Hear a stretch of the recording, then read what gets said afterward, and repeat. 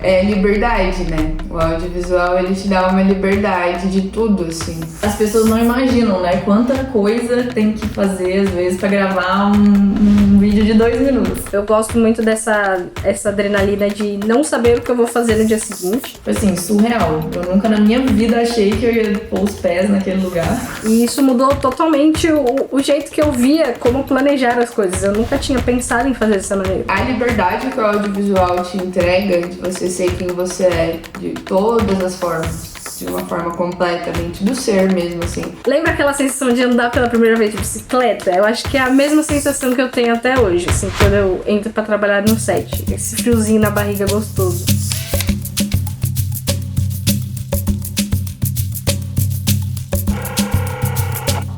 Então, eu sou Roberta Torido, faço direção de arte, de audiovisual. Faço muito objeto também, que é a produção de objeto, né? Eu comecei meio que filha de artistas, tentando entender o que eu queria ser que não fosse artista. Eles são atores de começo, assim, por assim dizer, porque meu pai trabalhou muitos anos como técnico de luz de teatro. Minha mãe é presidente do Sindicato dos Artistas de Minas Gerais. Ver pais artistas sempre na coxia, sabe? Toda peça que minha mãe ia fazer, eu virava camareiro, eu ficava lá de algum jeito, tentando ajudar na peça. Ela precisando de um cenário pra peça dela, eu ajudando ela a garimpar coisa lá em casa mesmo pra pôr na peça. Meu pai me levava pra fazer luz de teatro, tava lá na mesa também. Então, querendo ou não, eu acho que eu participei de cada pedaço de como montar um projeto desde criança, sabe? Eu sempre fui a que eu reparei em fundo das coisas. Eu falei, nossa, aquilo ali é bonito. Aí eu lembro das minhas tias falando, nossa, Roberto, tá olhando o relógio lá no fundo. Aí depois, quando você acha de fato que você gosta, você vê que às vezes a vida vai te encaminhando só por você gostar e a hora que você vê, você tá fazendo também, né? No meio, eu sou conhecida como Laís Cipriano. Já trabalho no audiovisual vai fazer 5 anos. Eu tenho uma formação de rádio, TV e internet. Comecei dentro de empresas, na parte de comunicação audiovisual delas. Vendo que não era bem o formato no qual eu queria trabalhar, no formato no qual eu encaixava, eu procurei entrar no meio mais freelancer, mais no meio de produções em si. Eu tenho contato com audiovisual, vou dizer, filmes e vídeos desde pequena. Primeiro porque minha avó tinha o costume de filmar a gente quando era pequena. Minha avó tem 5 netas, então ela tem uma fitazinha cassete de cada nascimento, de cada primeiro banho da neta. Então ela fazia questão de ter essas memórias. Então acho que por isso que ela teve a câmera filmadora. E era uma coisa assim que é uma coisa que eu tenho muito na cabeça da minha infância, né? Vários momentos em família, sempre tinha essa filmadora no meio com alguém e essa pessoa tava filmando em algum momento. Bom, eu sou a Morgana Nori, sou produtora audiovisual, faço direção de produção e produção executiva atualmente. Bom, eu sempre fui muito da arte, né? Sempre tive muito perto disso. Quando eu era mais nova, eu não sabia exatamente o que eu ia fazer. Minha mãe sempre fez coisas muito legais. Minha mãe foi confeiteira, minha mãe é fotógrafa, foi fotógrafa há muito tempo.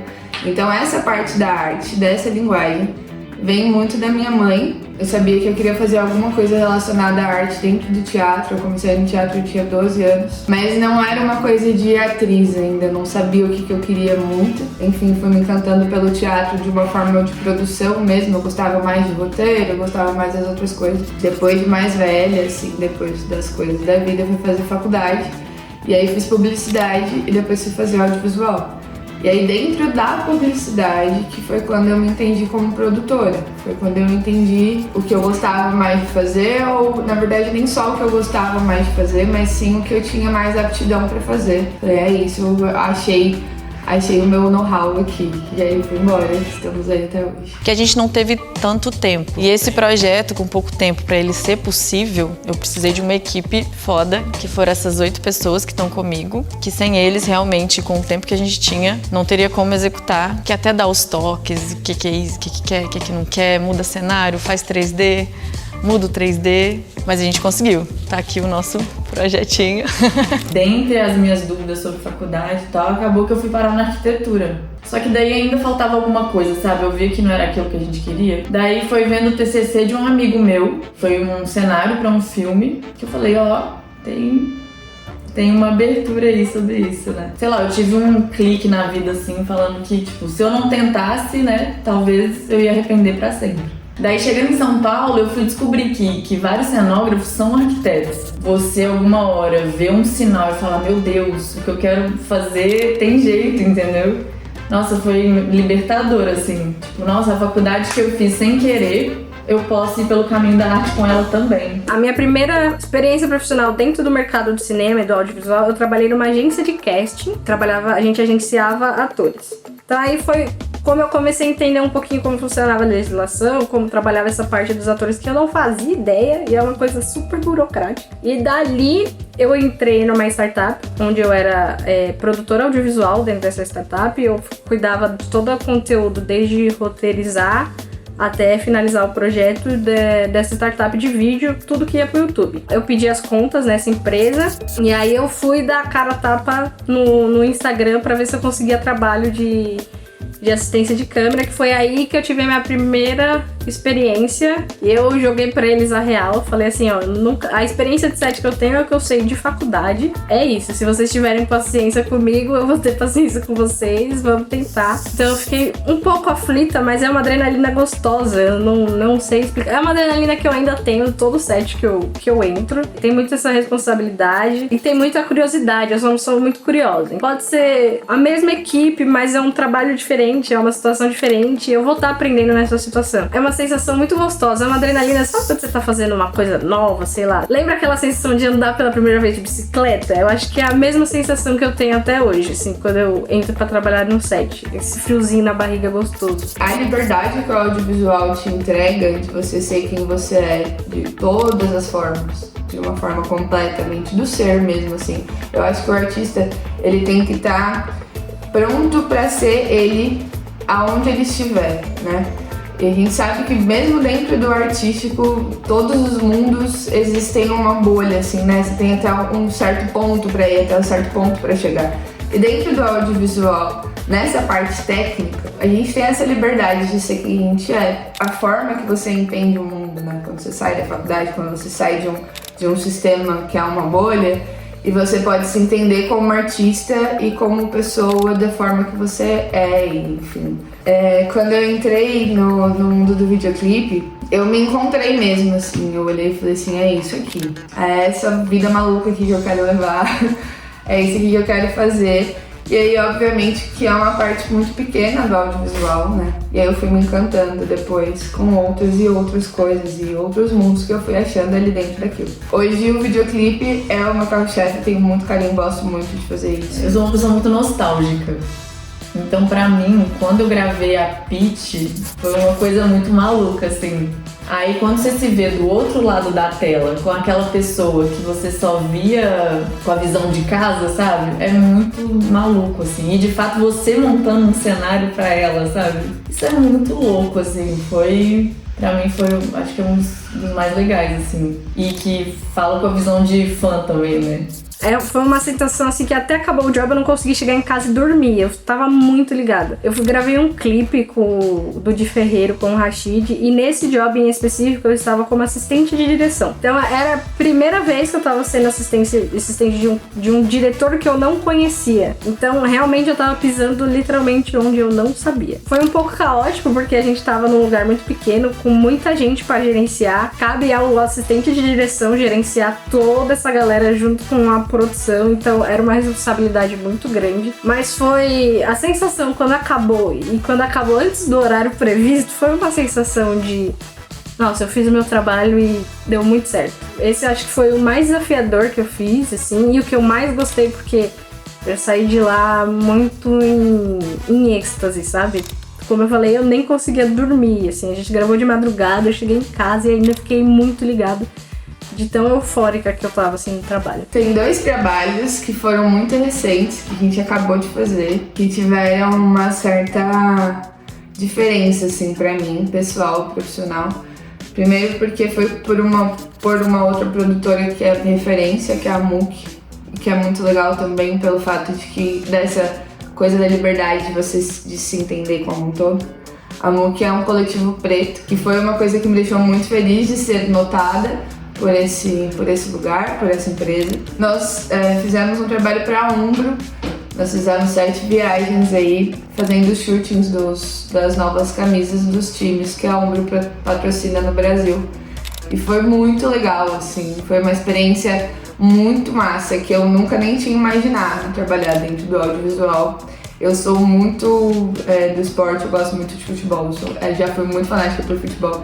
Então juntou uma coisa na outra que deu um gostinho melhor, assim, né, de você poder conhecer outras coisas. Um outro bem legal também foi gravar o Marcelo Falcão, do Rapa, no Vidigal. Além dessa coisa, né, de você conhecer lugares que talvez você não conheceria, tipo, isso de trabalhar com experiências também, né? Porque quando você sai do estúdio, às vezes você conhece lugares também e experiências que você nunca teria se não fosse por isso, sabe? Que a gente fez uma ação pro iFood. Então a gente tinha que abordar motoboys de surpresa. A gente pedia comida e eles vinham e eles ganhavam prêmios.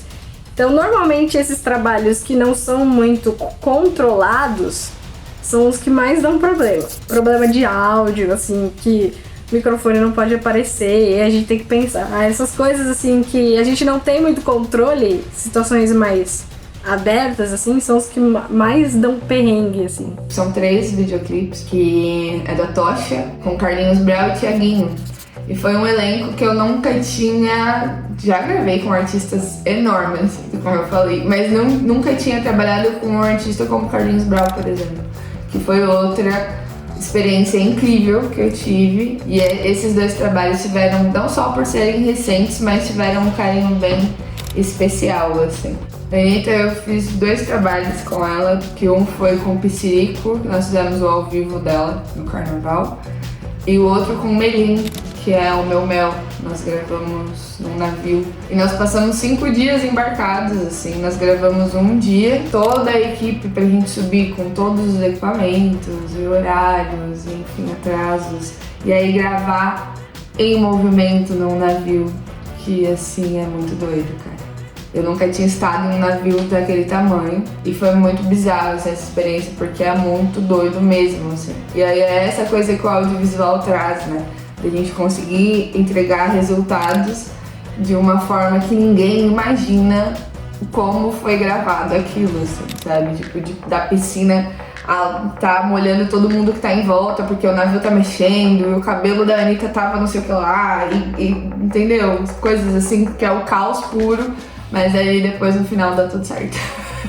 Cara, sempre que envolve arte, objeto, e a gente tem que ir pra um lugar tipo praia, é sempre bem complicado, assim. Eu fiz umas fotos agora na praia pro Luau da Amazon, só que eu fiz a parte das fotos. Cara, a gente teve que levar toda uma estrutura de praia mesmo, aí vai dando madrugada, mosquito pica, você tem que montar cenário, é sol na cabeça, você tá queimado, mas assim, tá lá, carregando uma churrasqueira na cabeça. Né? Eu sentia que existia muitos olhos em cima da gente, no que a gente estava fazendo, porque se a gente falhasse, a culpa seria nossa, obviamente, mas eu sentia muito essa sombra de responsabilidade que ninguém em nenhum momento veio pra gente e falou, ó, se der ruim, a culpa é de vocês. E eu acho que esses sets em específico fazem a gente se provar duplamente no que a gente tá fazendo, sabe? Já passei por situações não muito agradáveis, mas eu sempre fui muito na lata. Mano, não gostei, não precisa disso, eu consigo. E é isso, sabe? Mas eu tenho muita sorte que, pelo menos aqui em São Paulo, a gente tem um número bem grande e tem crescido bastante isso de mulheres dentro do set. No audiovisual, quando eu entrei, eram poucas mulheres, assim. Eu já fui a única mulher na equipe muitas vezes.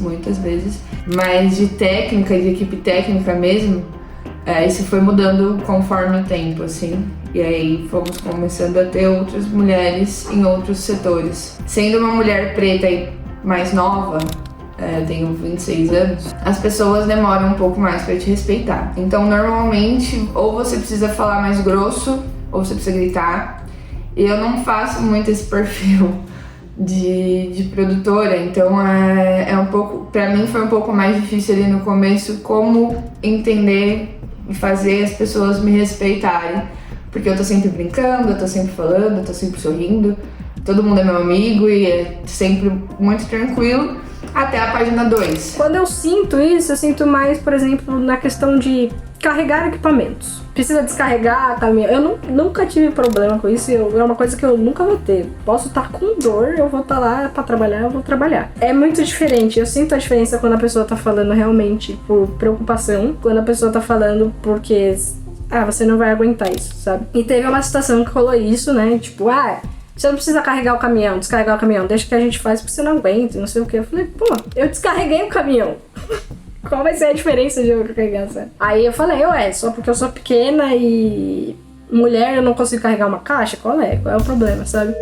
Tava fazendo cenário, acho que era de produção na época, não era de fato de arte, não era a minha equipe, sabe?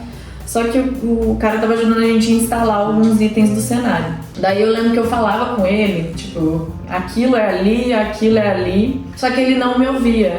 Ele sempre que eu dava alguma ação pra ele, né, ele perguntava pro diretor, mas é pra fazer isso mesmo aqui? Aí o diretor, assim, ele tipo, sabe, ele tinha que ter um homem confirmando as minhas ordens, né, tipo assim. Aí eu tive que me impor e falar, não, você pode me ouvir, que o que eu falo tá certo. Aí você tem que ouvir por causa disso, nossa, que brava, sabe? Tipo, se ela toma uma posição, ela é chata. Tipo, se você carrega algum peso, fala, ela lá, ela é forte. Exatamente capacitismo mesmo, como se eu estivesse fazendo aquilo não como uma profissional, mas como uma pessoa que, ela consegue.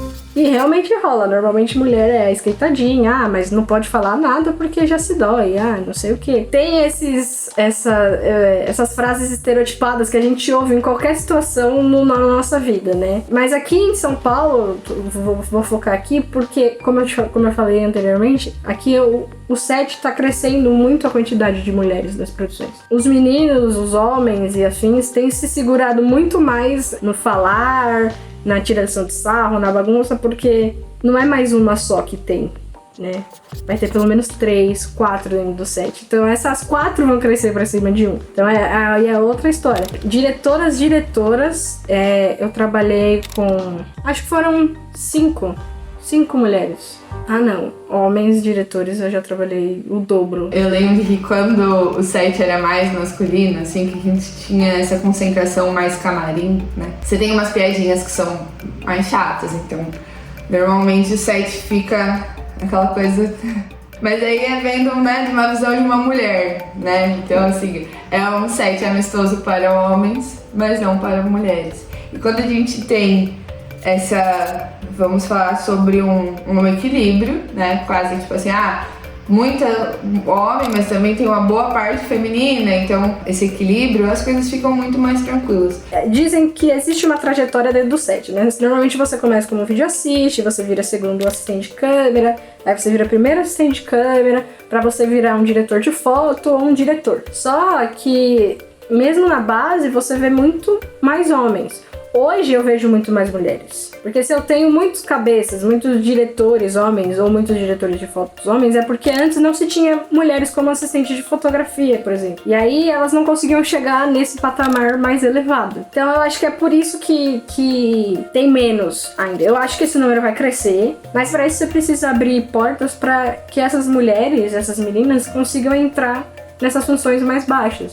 Não é só porque é uma menina que ela não consegue fazer, ela consegue fazer. É que você tá tão acostumado a ver um cara fazendo isso que você fica com aquilo travado de que só um cara vai conseguir fazer. Eu vou saber apertar um parafuso do mesmo jeito que um cara vai saber apertar um parafuso.